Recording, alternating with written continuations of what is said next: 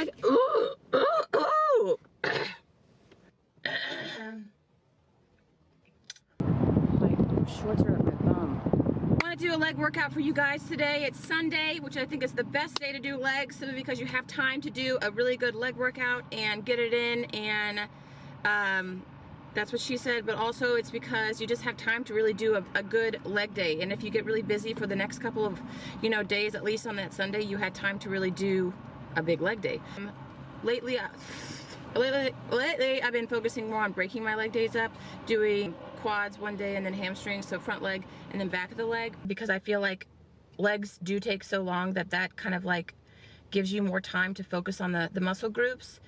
But today I think I'm going to do everything just because I kind of feel like it, and I want to show you and take you through my leg day. I'm probably going to do a voiceover because I'm really loud in there.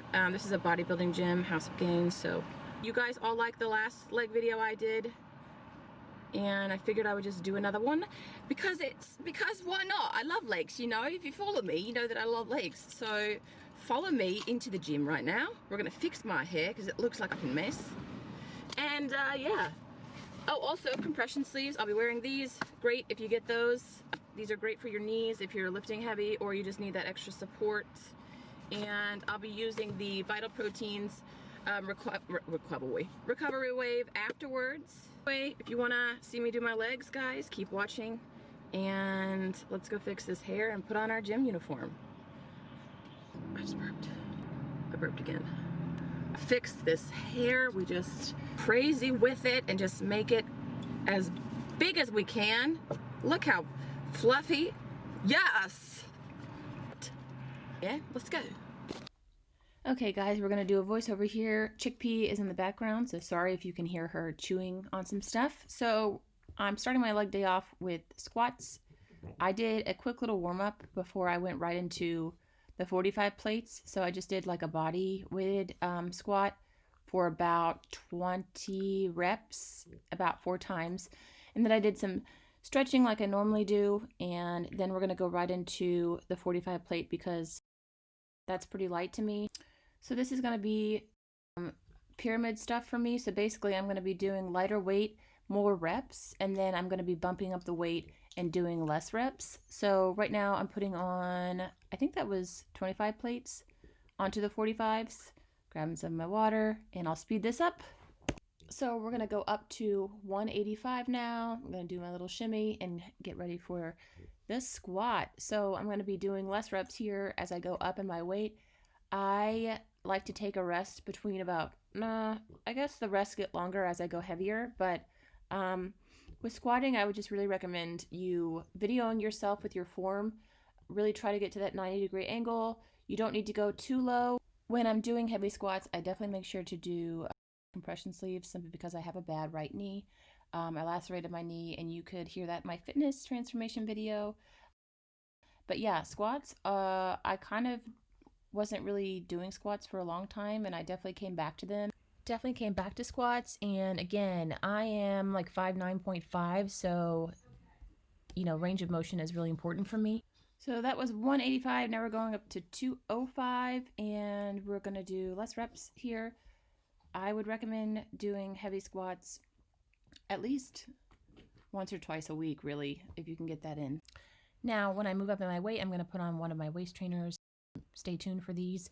This is great for keeping my back alignment straight. Also, it's great for support if you're lifting heavy, and it's great to keep that waist snatched. There's side parts on it where it can either be tighter or looser depending on what you like, and it also increases the sweat. I'm wearing this on top of my other waist trainer. This is giving me awesome support, and I just like feeling that kind of pressure around my stomach. I've spoke about that before. It's just always something that I've really liked, and this really does help. So 2 of those waist trainers, like I said. Stay tuned. Here I go into my next squat. Chickpea is walking over my keyboard. All right, going into this squat. Now, if you see how I step into my squat, it's different for everybody. A lot of people either do their stance to grab the bar, or they can do the one step and push with the foot. I just get it however it's comfortable for me. And make sure your grip is really nice and you're kind of pushing up on the bar so it's not all the weight on your back, if that makes sense. So while I'm squatting with my legs, I'm actually pushing up with my arms on that weight to take all the pressure kind of off my back there and my shoulders. And for squats, there's always different placements you can put where your hand should be and all that kind of stuff. You can look into that however you feel comfortable. Now we're going up to 225. My legs are feeling some kind of way right now, so we'll do 225 right now, and then we're going to keep going up. Yeah, I felt really good on this workout, so I kind of just decided to go in. At this point, the music was really hyping me up. I don't know if anybody else does this, but I always have to do a little dance prior to doing something pretty heavy, so don't mind me just doing what I do. Oh, oh, oh, hey, let go. And eventually, I'm going to pick up the weight if I don't take all day. Now, I'm definitely a quad dominant person, so I definitely use a lot more quads than I do glutes, even though I do pretty crazy glute workouts. This is exactly why I separate my leg days, as I was talking to you beforehand. So I really have been focusing pretty hardcore on not using so much of my quads, but also using more of my glutes here. And if you want to look into pin squat, if you're more glute dominant, pin squats would be great for your quads. For me, I'm just going to stick to the regular quad right now, or sorry, squats right now. I'll be going into, I believe this was 245, and I'm going to go into that. Now, mind you, for the strength of my quads and the size of my quads, I can easily be doing about 300, probably more pounds on my squats. I'm just focusing now on really getting the strength in my quads and that growth right now. So the weight, although heavy for some, for me, just it's more focusing on building that kind of mass there, if that makes sense. All right, so now we're going to go into 255, and we're going to squat that right now. So we're just going up in the weight. Enjoy. Go me, hey, go me. If you guys don't want to watch all this squatting, you can just go ahead and fast forward, because I have, I think, one or two more weights that I'm going to be getting up to. So there you go, there's that. And the next weight I'm going up to is going to be 265. And I'm going to prepare for it. But again, this is not my max. I am just working on really creating more strength here. So dancing it out per the usual. Got to get hyped for that weight. And watch me work. Let's go. I think I was listening to Troy Boy on this one. Troy Boy, the music was Do You. That's always a really good tune for me if you need some hype music. So check that out. So after a successful squatting session, we're going to move to a lying leg press. If you don't have this machine in your gym, you can use a Smith machine. If you do use a Smith machine, just make sure that it's evenly placed on your feet and the weight is challenging for you. This weight is pretty challenging for me. I'm going to do 4 sets of about 12 to 15 reps here.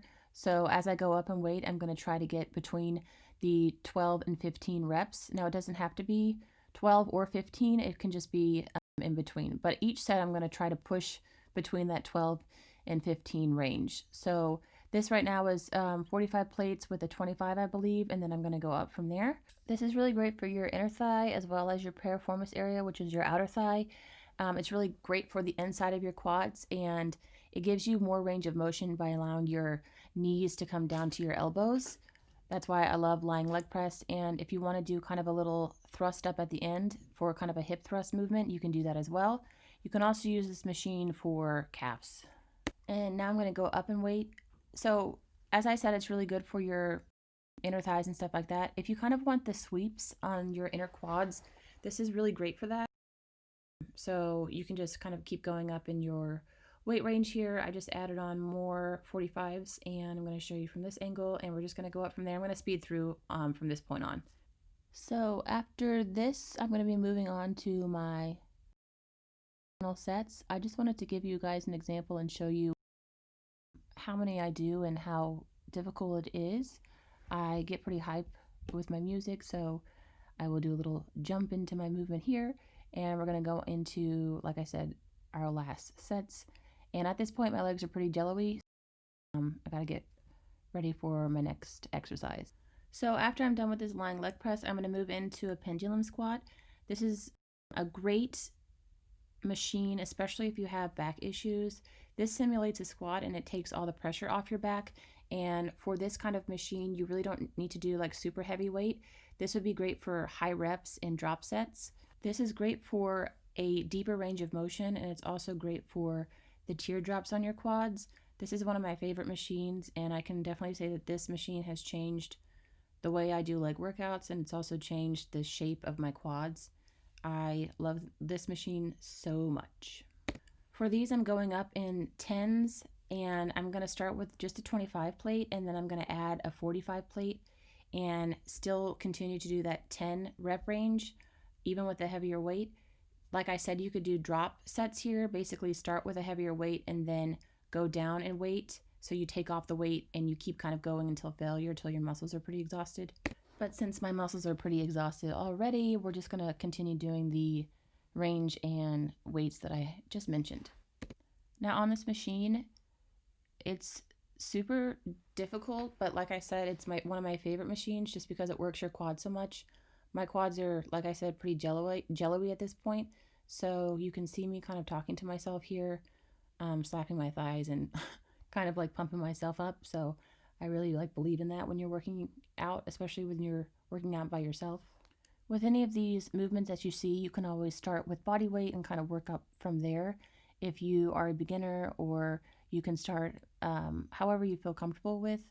Just push yourself like I do. I really believe in, even though you kind of want to stop, just to keep going. And if it is like music that helps you keep going, or kind of pumping yourself up, just kind of push through, because like I always say, you got to finish the sets and reps to really see a difference in your muscle mass. Next, I'm moving into reverse good morning, or RDL, whatever you want to say, on the bucket machine. Normally you would do this the other direction on this bucket machine, but I like to do good mornings or RDLs on this because it gives more of a pull the way the platform is positioned. I'm going to be changing my feet position. So I'm going to be doing 8 straight and then 8 with my toes pointed out, and then I'll turn my toes inward to reach different parts of the hamstring. So I'm really big on changing your foot position to kind of hit and target all the muscles that are in your hamstring. So you can really differentiate your workout or change it up by just doing those feet positionings like that. And next I'm moving on to a superset here, where I'm doing hamstrings now and glute work. Now we're going into hamstring curls. I'm going to drop set this. So I'm going to start pretty heavy, not as heavy as I can go, but like I said, my legs are pretty jello-y at this point. But I'm going to be doing the reps here at a high weight.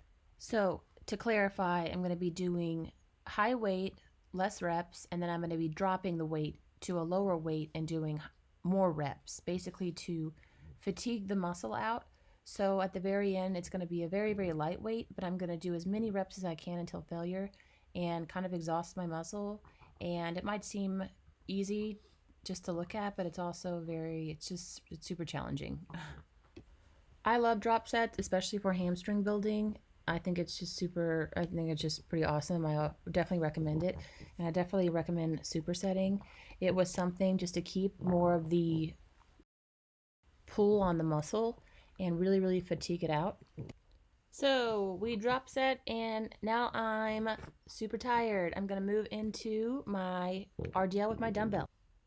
So as you can hear Chickpea chewing and snorting on things, I'm going to be showing you the RDL with my dumbbell. I have a really nice stance here, kind of shoulder width, a little wider than shoulder width apart. Make sure that you keep your head position kind of like you see mine. You want to be looking, keeping that T-spine straight the whole time. And I'm going to be basically doing this till I can't anymore. Like I said, my muscles are really tired, so I am doing a pretty heavy weight here. And there you go. I get really tired. As you can see, I wanted to show you guys this side because I feel like it really just shows how much I push in my leg days. And here I am from another angle, just so you can kind of see the form and my head position here. Ouch, Chickpea. Again, if you need to start off with a lighter weight, please do so. But again, please try those drop sets. It's really great if you're trying to really work on your hamstring growth. Here I am, of course, from this angle, and I said ouch because Chickpea is playing with my hand right now. Chickpea. But anyways, this is real life, guys. Real life. I did a lot of these drop sets and this superset here, the drop set with RDL, I did a bunch of those. And then now we're moving on to a leg extension. So I'm going to exhaust myself here. I actually cried after this because I was so fatigued. So I'm doing heavy weight, light reps, low reps, and then I'm going to go drop set this. So then I'm going lighter weight, more reps, really fatiguing out those muscles and feeling that burn like crazy. After I got off the machine, I really couldn't walk, but I had about 5 more sets to go.